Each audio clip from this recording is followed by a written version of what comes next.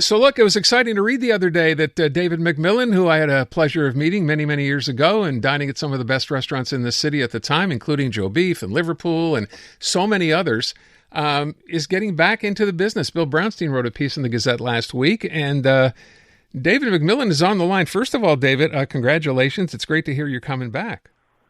Thanks, Aaron. It's a pleasure to be back, especially in the West Island. It seems to me the last time we spoke, you were going on about the terrible job the city was doing ripping up Notre Dame Street right in front of your restaurant. And I know there was a lot of talk back then when you were still in business about the fact that you were getting so little support from the city. I'm kind of curious because you've been out of this now for a while. Was that part of the reason you walked away? A little bit. Going downtown, I felt like I'd been at Joe Beef for a long time. It's a wonderful restaurant. Fred and Allison keep on running it and doing a great job. But, I wanted to focus on my farm at the time. I wanted to, reconnect with my children. I just wanted something different, right? I think that, I did 11 years there, probably 12, maybe 13. I don't know. But, I'd been downtown since, basically from the age of 20 to 55, so 50, 52. So, it was time to do something new. So something new meant you left the business altogether, which I think surprised an awful lot of people. Suddenly when someone has a really good idea and a place is working, because let's face it, it's not that easy to run a successful restaurant, people assume you'll stick around. But so you left, you went on to a farm, were you growing your own food, and you got into a bit of a wine business as well? So Hayfield Farm is my farm in the Eastern Townships. We're in St. Armand, right near the Vermont border.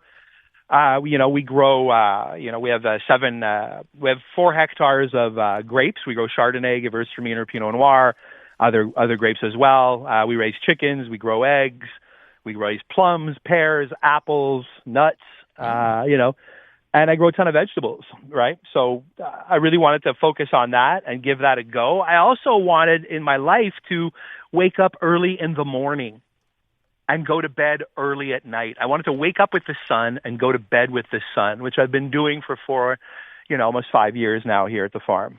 How's that, waking up with the sun part?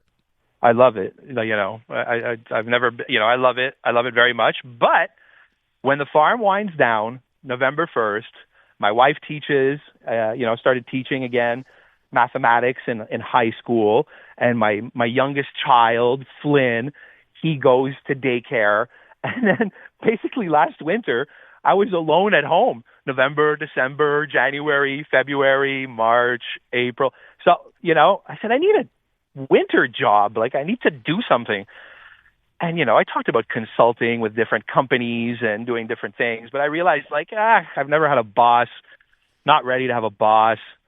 I might as well just get back into the restaurant business. I looked at different options, and then this option came along. My friend Mark Imon owned the Jukebox Burgers, and, he had a good run with it, and we're looking at ways together to increase his sales. And then we kind of figured out, let's just change this formula around a little bit. I think the burgers and milkshakes thing has seen its day. And, I think that the West Island is having a little bit of a rebirth, a resurgence somewhat. People don't like driving into the city so much. And, I live in Point Claire and the farm. And I thought I've always wanted to be at the Marché de l'Ouest. I always promised my neighbors I would come back to the West Island and do a project. I love the proximity of great suppliers, great farms. There's a Sammy Fruits there. There's the Marché de l'Ouest vegetable market. There's a Yannick cheese. There's a baker out in Hudson I've always wanted to work with, Furley. And the Air Canada cargo is right there for the fish that I like to bring in myself. So, it's kind of perfect storm. And then I said the rent was very reasonable compared to downtown rents. And there's a lot of seats.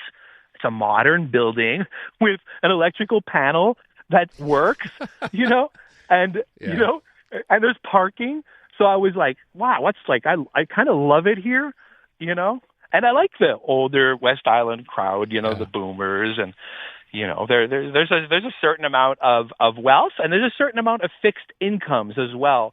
So I see this challenge in menu writing where I can maybe cast a wider net. I've got more seats than I would in a Montreal city restaurant. So I think I can cast a wider net and, Okay. do lunch and do, dinner. And I can also hit affordable price points, medium price points and expensive price points. So it's kind of fun. It's stimulating. And of course I brought on, one of my best buddies, Derek Damon, who's in his own realm, one of the best chefs in Canada, without a question, right? He's just a fascinating person, an amazing cook. And I'm really excited about the project. So, number one, wow. Number two, I love when you said it has parking because, of course, downtown, that's virtually impossible to find. And obviously, when you were at Joe Beef, that was a challenge and a half anytime trying to find parking. So, obviously, that's a major consideration. When you say, David, that you're going to run across various price points because other people might think, well, Joe Beef, a little expensive, whatever. That's part of the plan here, right, is to be able to have people in there, eating who can't afford necessarily an expensive meal. Well, so I used to own Joe Beef, and I did very well when I owned Joe Beef.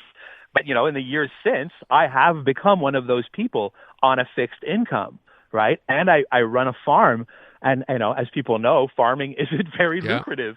So I myself, watch the money that I spend in a way that I never have before.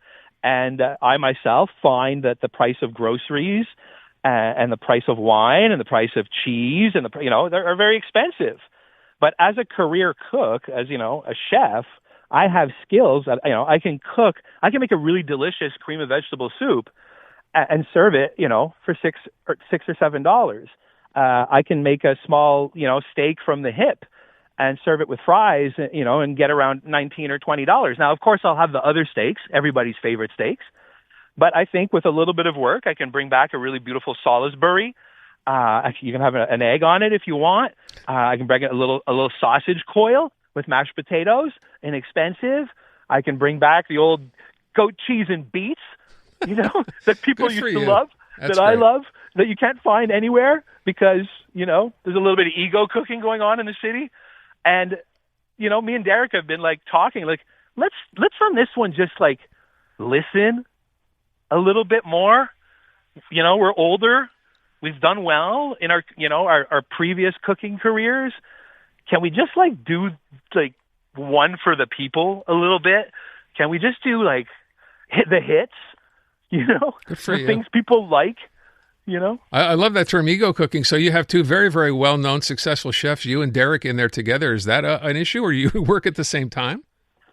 Well, we both have farms, so you get two chefs, but that have two farms. So I do fruits, vegetables, and wine, and Derek does honey and beautiful kuni pigs. And he's a terrific cook, and we like, we have the same kind of aesthetic somewhat. We like the same foods. It's got a little bit of maybe a British-ish influence to French cooking, right? It's basically the French cooking of the UK a little bit, I think, So I don't know. We get along, and we had a fun time writing the menu. And I got back. I just had a meeting with my friend John Bambara from Bambara Wines, who owns a couple of wine agencies in the city. And I just said, Johnny, find me. I want the wine list to start at $25. I've been to restaurants now, countless restaurants, where the wine lists are starting at $80 for a bottle of Chardonnay. Or $110. I went to a restaurant the other day where the wine list starts at $110. I said, what is this? This is not hospitality, right? Hospitality is making everybody feel comfortable, everybody feel happy. And, I'm that guy now, 5 years out of the restaurant business. When I was a high rolling chef, I would I'd drink $110 bottle of wine. That's kind of my number, right? Everybody's got their number when they go to a restaurant.